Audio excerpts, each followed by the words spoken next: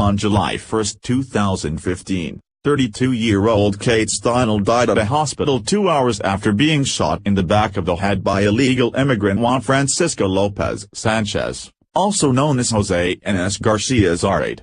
Kate's death could have been easily prevented, had it not been for the liberal sanctuary city of San Francisco deciding to harbor the fifth-deported criminal, who was easily able to gain re-entry into our country due to Obama's weak and unprotected southern border.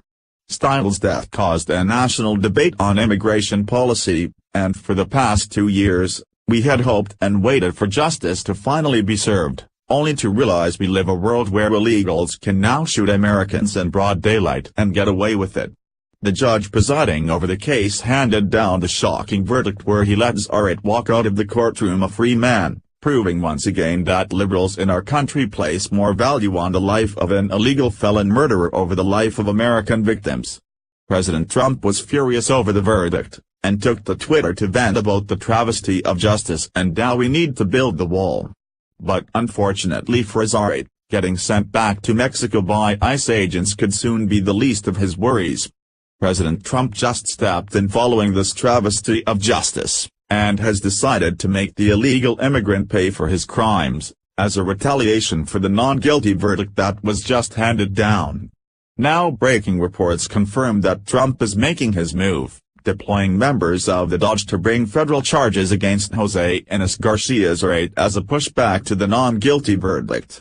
Attorney General Jeff Sessions did not specify exactly what charges Trump's DOJ will be bringing against Zarate, but put sanctuary cities across America on notice, insinuating that heads are about to roll for any other city that continues to harbor illegals and defy federal law.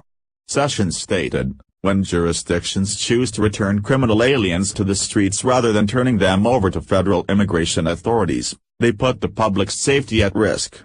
San Francisco's decision to protect criminal aliens led to the preventable and heartbreaking death of Kate Steinle, he said. While the state of California sought a murder charge for the man who caused Ms. Steinle's death, a man who would not have been on the streets of San Francisco if the city simply honored an ICE detainer, the people ultimately convicted him of felon in possession of a firearm.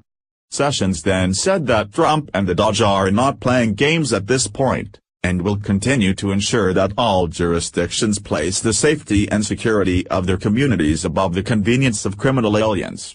The Department of Justice will continue to ensure that all jurisdictions place the safety and security of their communities above the convenience of criminal aliens, Sessions said.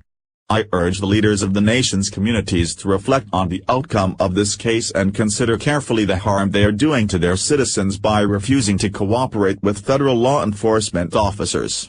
It's great that we finally have a president in office who places justice above everything else, and despite the asinine verdict that this liberal judge handed down, is doing everything in his power to ensure that justice prevails.